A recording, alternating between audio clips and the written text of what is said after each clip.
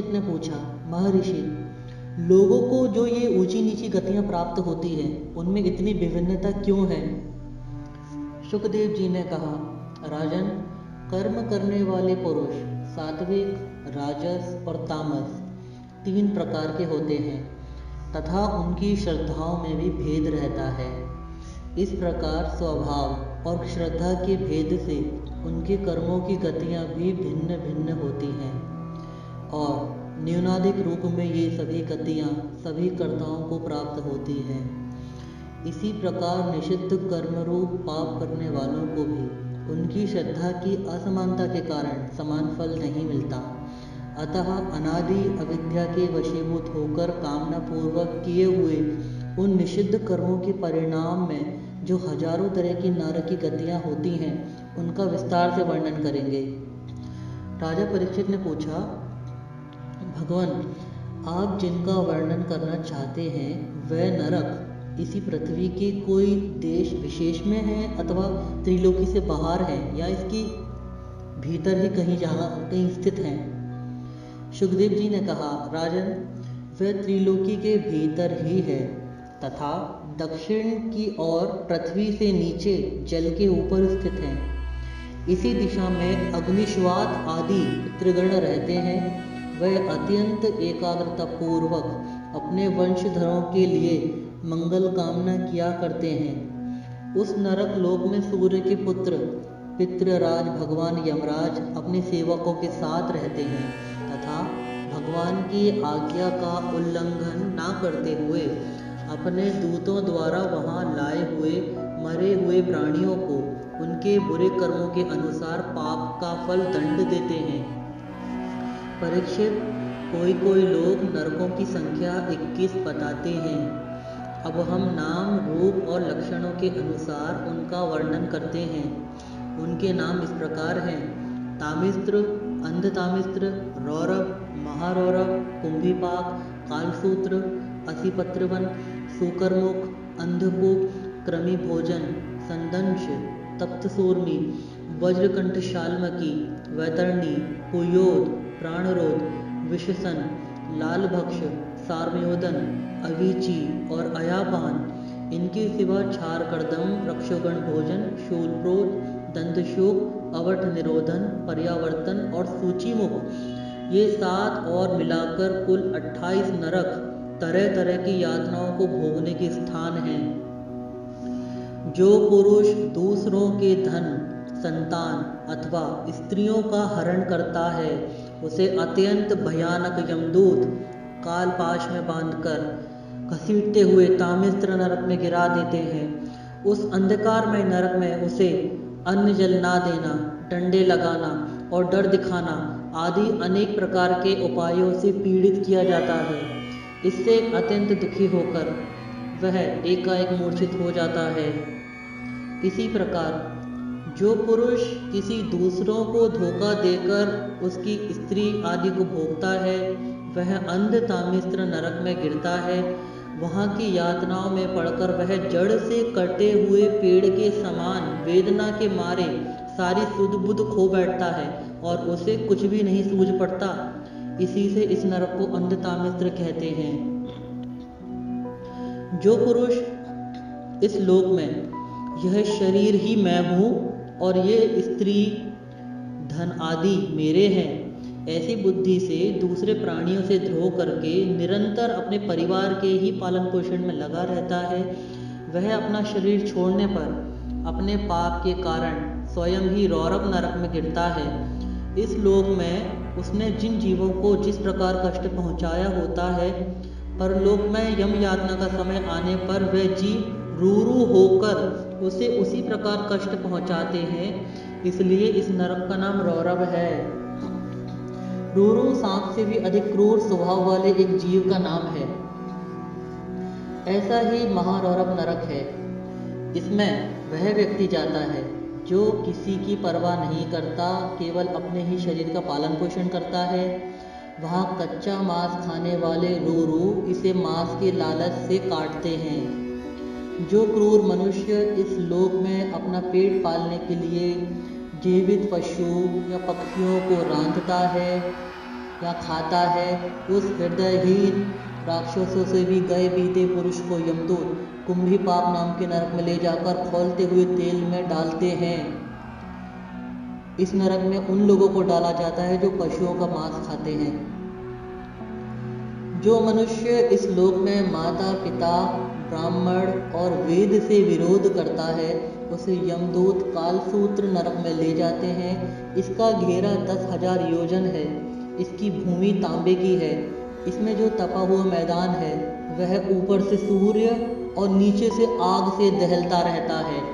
वहां पहुंचाया हुआ पापी जीव भूख प्यास से व्याकुल हो जाता है और उसका शरीर बाहर भीतर से जलने लगता है। उसकी बेचैनी यहाँ तक बढ़ती है कि वह कभी बैठता है, कभी लेटता है और कभी छटपटाने लगता है, कभी खड़ा होता है और कभी इधर उधर दौड़ने लगता है। इस प्रकार उस नर पशु के शरीर में जितने रोंगटे होते हैं उतनी ही 1000 सालों तक उसकी यह दुर्गति होती है। जो पुरुष किसी प्रकार की आपत्ति न आने पर भी अपने वैदिक मार्ग को छोड़कर अन्य पाखंड धर्मों का आश्रय लेता है, उसे यमदूत 80 पत्रवन नरक में ले जाकर कोड़ों से पीटते हैं। जब मार से बचने के लिए वह इधर उधर दौड़ने लगता है, तब उसके सारे अंग तालवन के तलवार से के समान पहने पत्तों से, जिनमें दोनों ओर धारें होती हैं, टूक टूक होने लगते हैं। तब वह अत्यंत वेदना से हाय मैं मरा, मुझे बचाओ, इस प्रकार चिल्लाता हुआ पद पद पर मूर्छित होकर गिरने लगता है। अपने धर्म को छोड़कर पाखंड धर्मों में चलने से उसे इस प्रकार अपने कुकर्म का फल भोगना पड़ता है। इस लोक में जो पुरुष राजा या राजकर्मचारी होकर किसी निरपराध मनुष्य को दंड देता है अथवा ब्राह्मण को शरीर दंड देता है, वह महापापी मरकर सुखरमुख नरक में गिरता है। वहां जब महाबली यमदूत उसके अंगों को कुचलते हैं, तब वह कोलू में पेरे जाते हुए कन्नों के समान पीड़ित होकर जिस प्रकार इस लोक में उसके द्वारा सताए हुए निरपराध प्राणी रोते चिल्लाते थे, उसी प्रकार कभी आर्त स्वर से चिल्लाता और कभी बेहोश हो जाता है। जो पुरुष इस लोक में खटमल आदि जीवों की हिंसा करता है, वह उनसे द्रोह करने के कारण अंधकूप नाम के नरक में गिरता है, क्योंकि स्वयं भगवान ने ही रक्तपान आदि उनकी वृत्ति बना दी है और उन्हें उसके कारण दूसरों को कष्ट पहुंचाने का ज्ञान भी नहीं है। किंतु मनुष्य की वृत्ति भगवान ने विधि विधान पूर्वक निषेध पूर्वक बनाई है और उसे दूसरों को कष्ट पहुंचाने का ज्ञान भी है। मनुष्य को अच्छे बुरे का ज्ञान है, लेकिन पशुओं को अच्छे बुरे का ज्ञान नहीं है, इसलिए मनुष्य बुद्धिमान कहा जाता है। वहाँ वह पशु मृग पक्षी सांप आदि रेंगने वाले जंतु मच्छर जूं खटमल और मक्खी आदि जीव जिनसे उसने द्रोह किया था उसे सब तरफ से काटते हैं। इससे उसकी नींद हराम हो जाती है, शांति भंग हो जाती है और जगह ना मिलने के कारण वह बेचैनी के कारण उस घोर अंधकारमय जगह पर भटकता रहता है, जैसे रोगग्रस्त शरीर में जीव छटपटाया करता है। जो मनुष्य इस लोक में बिना पंच महायज्ञ किए तथा जो कुछ मिले उसे बिना किसी दूसरे को दिए खुद ही खा लेते हैं अकेले अकेले, उसे कौवे के समान कहा गया है। वह परलोक में कृमि भोजन नाम की नरक में गिरते हैं। वहाँ 1 लाख योजन लंबा चौड़ा एक कीड़ों का कुंड है, तालाब है, उसी में उसे भी कीड़ा बनकर रहना पड़ता है और जब तक अपने पापों को प्रायश्चित ना करने वाले उस पापी के बिना दिए और बिना हवन किए खाने के दोषों का अच्छी तरह शोधन नहीं हो जाता, तब तक वह उसी में पड़ा पड़ा कष्ट भोगता रहता है। वहाँ कीड़े उसे नोचते हैं और वह कीड़ों को खाता है। हे राजन, इस लोक में जो व्यक्ति चोरी या बरजोरी से ब्राह्मण के अथवा आपत्ति का समय ना होने पर भी किसी दूसरे पुरुष के सोने या रत्न आदि की चोरी करता है, उसे मरने पर यमदूत संदंश नाम के नरक में ले जाकर तपाए हुए लोहे के गोलों से दागते हैं और संथी से उसकी खाल नोचते हैं। इस लोक में यदि कोई पुरुष अगम्या स्त्री के साथ संभोग करता है अथवा कोई स्त्री अगम्य पुरुष से व्यभिचार करती है तो यमदूत उसे तप्त सूर्मी नामक नरक में ले जाकर कोड़ों से पीटते हैं तथा पुरुष को तपाए हुए लोहे की स्त्री मूर्ति से और स्त्री को तपाई हुई पुरुष प्रतिमा से आलिंगन कराते हैं। जो पुरुष इस लोक में पशु आदि सभी के साथ व्यभिचार करता है उसे मृत्यु के बाद यमदूत वज्र कंठ शालमकी नरक में गिराते हैं और वज्र के समान कठोर कांटों वाले सेमर के वृक्ष पर चढ़ाकर फिर नीचे की ओर खींचते हैं। जो राजा या राजपुरुष इस लोक में श्रेष्ठ कुल में जन्म पाकर भी धर्म की मर्यादा का उच्छेद करते हैं वह उस मर्यादातिक्रमण के कारण मरने पर वैतरणी नदी में पटके जाते हैं। यह नदी नरकों की खाई के समान है। उसमें मल, मूत्र, पीव, रक्त, केश, नख, हड्डी, चर्बी, मांस, मज्जा आदि गंदी चीजें भरी हुई हैं। वहां गिरने पर उन्हें इधर उधर से जल के जीव नोचते हैं किंतु इससे उनका शरीर नहीं छूटता। पाप के कारण प्राण उसे वहन किए रहते हैं और वह उस दुर्गति को अपनी करने का फल समझकर मन ही मन संतप्त होते रहते हैं। जो लोग शौच और आचार के नियमों का परित्याग करके तथा लज्जा को तिलांजलि देकर इस लोक में शूद्रों के साथ संबंध गांठकर पशुओं के समान आचरण करते हैं वह भी मरने के बाद पीव, विष्ठा, मूत्र, कफ और मल से भरे हुए पुयोद नाम के समुद्र में गिरकर उन अत्यंत घृणित वस्तुओं को ही खाते हैं। इस लोक में जो ब्राह्मण आदि उच्च वर्ण के लोग कुत्ते या गधे पालते हैं और शिकार करने में लगे रहते हैं तथा शास्त्र के विपरीत पशुओं का वध करते हैं मरने के बाद वे प्राणरोध नाम के नरक में गिरते हैं और वहां यमदूत उन्हें लक्ष्य बनाकर बाणों से बींधते हैं। जो पाखंडी लोग पाखंड पूर्ण यज्ञों में पशुओं का वध करते हैं उन्हें परलोक में वैश्यस यानी विशेषण नरक में डालकर वहां के अधिकारी बहुत पीड़ा देकर काटते हैं। जो द्विज कामातुर होकर अपनी स्वर्णा भार्या को वीर्यपान कराता है उस पापी को मरने के बाद यमदूत वीर्य की नदी लाल पक्ष नामक नरक में डालकर वीर्य पिलाते हैं। जो कोई चोर अथवा राजा या राजपुरुष इस लोक में किसी के घर में आग लगा देते हैं, किसी को जहर दे देते हैं अथवा गांव या व्यापारियों की टोलियों को लूट लेते हैं उन्हें मरने के बाद सारम्योदन नामक नरक में वज्र की सी दाढ़ों वाले 720 यमदूत कुत्ते बनकर बड़े तेजी से काटने लगते हैं। इस लोक में जो पुरुष किसी की गवाही देने में, व्यापार में अथवा दान के समय किसी भी तरह का झूठ बोलता है वह मरने पर आधार शून्य अविचिमा नरक में गिरता है। वहां उसे 100 योजन ऊंचे पहाड़ के शिखर से नीचे को सिर करके गिराया जाता है। उस नरक की पत्थर की भूमि जल के समान जान पड़ती है इसलिए इसका नाम अविचिमान है। वहां गिराए जाने से उसके शरीर के टुकड़े टुकड़े हो जाने पर भी प्राण नहीं निकलते इसलिए इसे बार बार ऊपर ले जाकर पटका जाता है।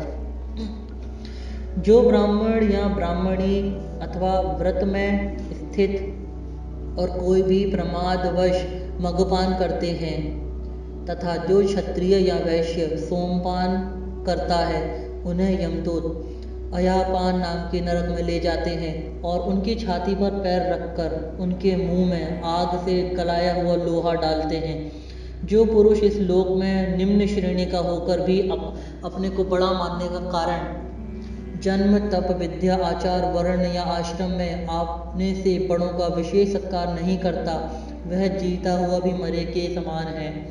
उसे मरने पर छारपर्दम नाम के नरक में नीचे को सिर करके गिराया जाता है और वहां उसे अत्यंत पीड़ाएं भोगनी पड़ती हैं। जो पुरुष इस लोक में नरमेद आदि के द्वारा भैरव, यक्ष, राक्षस आदि का यजन करते हैं और जो स्त्रियां पशुओं के समान पुरुषों को खा जाती हैं उन्हें वे पशुओं की तरह मारे हुए पुरुष यमलोक में राक्षस होकर तरह तरह की यातनाएं देते हैं और रक्षोगण भोजन नामक नरक में कसाईयों के समान कुल्हाड़ी से काट काट कर उनका लहू पीते हैं।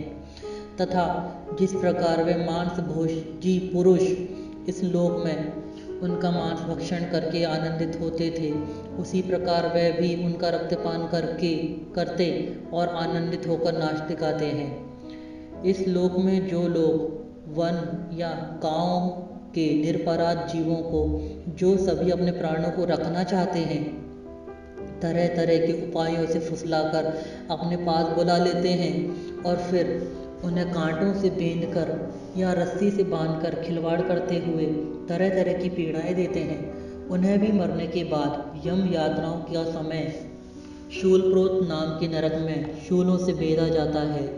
उस समय जब उन्हें भूख प्यास सताती है और कड़ंक बटेर आदि तीखी चोंच वाले नरक में के भयानक पक्षी नोचने लगते हैं, तब अपने किए हुए सारे पाप याद आ जाते हैं। राजन, इस लोक में जो सांपों के समान उग्र स्वभाव पुरुष दूसरे जीवों को पीड़ा पहुंचाते हैं, वह मरने पर दंतशूक नाम के नरक में गिरते हैं। वहां 5-5, 7-7 मुंह वाले सांप उनके पास आकर उन्हें चूहों की तरह निगल जाते हैं। जो व्यक्ति यहाँ दूसरे प्राणियों को अंधेरी खतियों, कोठों या गुफाओं में डाल देते हैं, उन्हें परलोक में यमदूत वैसे ही स्थानों पर डालकर विषैली आग के धुएं में घोंटते हैं। इसलिए इस नरक को अवट निरोधन कहते हैं। जो गृहस्थ अपने घर आए अतिथि अभाग्यतों की और बार बार क्रोध में भरकर ऐसी कुटिल दृष्टि से देखता है मानो उन्हें भस्म कर देगा, वह जब नरक में जाता है तब उस पाप दृष्टि के नेत्रों को गिद्ध, कड़ंक, काक और बटेर आदि वज्र की सी कठोर चोंच वाले पक्षी बलात् निकाल लेते हैं। इस नरक को पर्यावर्तन कहते हैं। इस लोक में जो पुरुष अपने को बड़ा धनवान समझकर अभिमानवश सबको टेढ़ी नज़र से देखता है और सभी पर संदेह रखता है, शक करता है, धन के व्यय और नाश की चिंता से जिसके हृदय और मुंह सूखे रहते हैं, अतः तनिक भी चैन न मानकर जो यक्ष के समान धन की रक्षा में ही लगा रहता है दिन रात, तथा पैसा पैदा करने और बढ़ाने और बचाने में जो तरह तरह के पाप करता रहता है, वह नराधर्म मरने के बाद सूचीमुख नरक में गिरता है। वहाँ उस अर्थ पिशाच पापात्मा के सारे अंगों को यमदूत दर्जियों के तरह सुई धागे से सिलते हैं। राजन, यमलोक में इसी प्रकार के सैकड़ों हजारों नरक हैं। उनमें जिनका यहाँ उल्लेख हुआ है और जिनके विषय में कुछ नहीं कहा गया है, उन सभी में सब अधर्म परायण जीव अपने कर्मों के अनुसार बारी बारी से सजा भुगतते हैं। इसी प्रकार धर्मात्मा पुरुष स्वर्ग आदि में जाते हैं। इस प्रकार नरक और स्वर्ग के भोग से जब इनके अधिकांश पाप और पुण्य खत्म हो जाते हैं, तब बाकी बचे हुए पुण्य पापरूप कर्मों को लेकर ये फिर से इस पृथ्वी पर जन्म लेते हैं। इन धर्म और अधर्म दोनों से विलक्षण जो निर्गति मार्ग है, उसका तो मैं पहले 3 स्कंद में ही वर्णन कर चुका हूँ। पुराणों में जिसका 14 भुवन के रूप में वर्णन किया गया है, वह ब्रह्मांड कोश इतना ही है। यह साक्षात परम पुरुष श्री नारायण का अपनी माया के गुणों से युक्त अत्यंत स्थूल स्वरूप है। इसका वर्णन मैंने तुम्हें सुना दिया। परमात्मा भगवान का उपनिषदों में वर्णित निर्गुण स्वरूप यद्यपि मन बुद्धि की पहुँच के बाहर है, तो अभी जो पुरुष इस स्थूल स्वरूप का वर्णन आदरपूर्वक पढ़ता, सुनता या सुनाता है, उसकी बुद्धि श्रद्धा और भक्ति के कारण शुद्ध हो जाती है और वह उस सूक्ष्म स्वरूप का भी अनुभव कर सकता है।